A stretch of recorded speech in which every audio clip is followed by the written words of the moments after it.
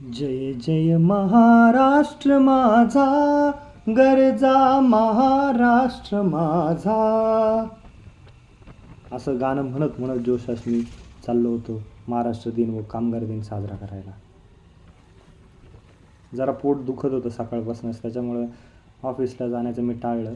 पण झेंडावंदन टाळून चालणार नव्हतं. निघालो. आमच्या जवळच एक शाळा होती, त्या शाळेकडे निघालो. म्हटलं तिथं अटेंड करू.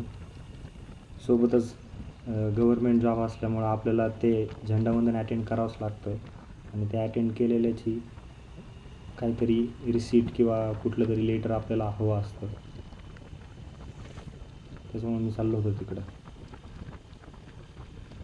आणि शाळेत पोचलो तर फारसे काही मुलं आलेले नव्हते. हळूहळू जमायला लागले मुलं. मग शिक्षकांनी त्यांना रांगेत उभं करून थोड्या वेळासाठी बसवलं. सगळी तयारी सुरू होती. बॅकग्राऊंडला गाणंही चालू होतं.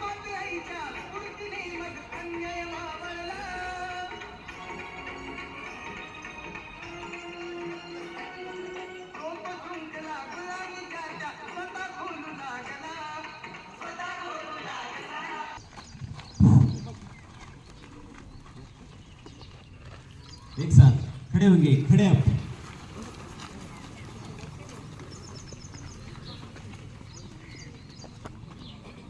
शिक्षकांनी पोरांना सावध केलं. पोरं उभं राहिली. त्यासोबतच नारळ फोडून समारंभाला सुरुवात केली. पोरांच्या मनात अशी धाकधूक होती, कारण एकमेव होता. एकमेव म्हणजे महाराष्ट्र दिन तर असतोच, पण सोबत निकालही असतो पोरांचा. त्याच्यामुळे त्याचंही टेन्शन होतं पोरांना.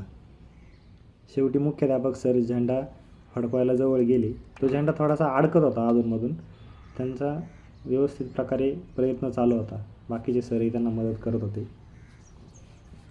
आणि पोरं असं कधी टाळ्या वाजवत होते याचा विचार करत होते. शेवटी झेंडा फडकला आणि पोरांनी टाळ्या वाजवल्या. मजा वाटत होती पोरांना. त्यानंतर लगेचच सगळ्या शिक्षकांचा फोटोशूट चालू झाला. प्रत्येकजण फोटो काढत होता. जे नवीन शिक्षक होते त्यांच्या हातात कॅमेरे होते, फोटो काढत होते. नंतर शेवटी मीच त्यांना म्हटलं की त्या मी फोटो काढतो तुमच्या बाकी सगळ्यांचा. त्यांचा फोटो काढला. मग प्रिन्सिपल सर भाषण द्यायला लागले. तर शेजारी सर माझ्याशी बोलत होते. सोमवार नियमितपणे सकाळी 10 वाजता सुरू होईल. तुमचा वर्ग पुढचा राहील, हे काही सांगण्याची गरज नाही. आज काय सुट्टी होती का? फक्त एखाद्या वेळेस आम्ही पेढे खाल्ले होते. नेमके मी नवीनच होते. तुमच्या WhatsApp ग्रुपला येईल.